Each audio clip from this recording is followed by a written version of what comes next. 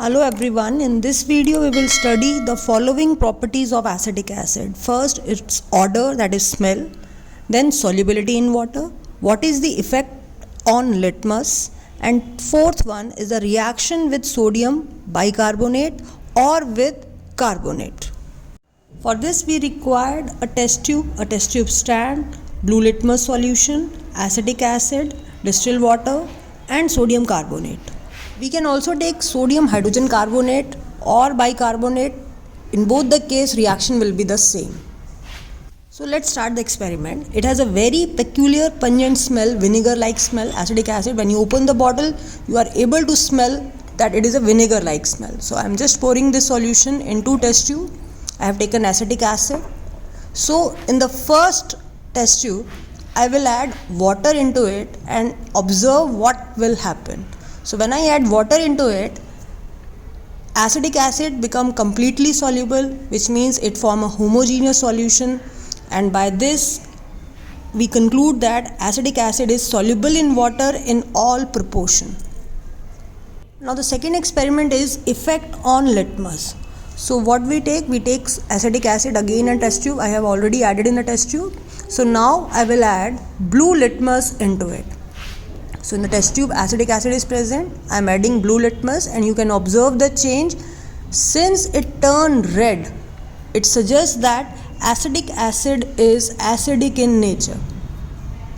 So by this experiment, the effect on litmus, we can conclude that acetic acid is acidic in nature because it turned blue litmus red. Now next is the reaction with sodium bicarbonate. So we take again acetic acid in the test tube. Now I have taken here sodium carbonate. Just I have told you that bicarbonate or carbonate both react in the same way. So when I add the salt into it, this carbonate into it, then there will be evolution of gas. You can observe the change. I am adding sodium carbonate and carbon dioxide evolve. So here the gas evolve is a carbon dioxide, and if I will pass this carbon dioxide into lime water, it turns lime water milky. So these are the observation of acetic acid with sodium carbonate. For example, I have taken acetic acid in the test tube. Now I am adding sodium bicarbonate, that is sodium hydrogen carbonate. In this case also the carbon dioxide evolve. You can observe here, the moment I have added sodium hydrogen carbonate into it, then carbon dioxide is evolved. Now if we pass this carbon dioxide in lime water, it turns lime water milky. Now the reaction involved in this case, that is CH3COOH. This is acetic acid, which is weak acid. It partially ionized to form acetate ion and H plus ion. Now because of this H plus ion, it turned blue litmus red in color. That is, acetic acid dissociate to give H plus ion, hence it turned blue litmus red.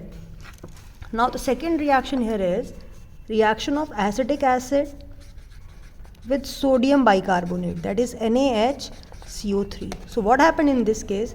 It formed, this is an acid, this is a base, it formed a salt, that is CH3COONA. CH3COONA and water, and the gas released here is carbon dioxide. So this is the gas which is released in the reaction. Now if we want to check this carbon dioxide, we will pass it into lime water, that is calcium hydroxide, a slaked lime, or we can say lime water. It turns lime water milky because of formation of calcium carbonate, and the rest here is water. So these three reactions are involved in the experiment. First one, why it is acidic? Because it dissociate to give H plus ion, hence it turned blue litmus red. What happened when it react with sodium bicarbonate or carbonate? Now if here it is Na2CO3, then also the product will remain same, water and carbon dioxide is evolved.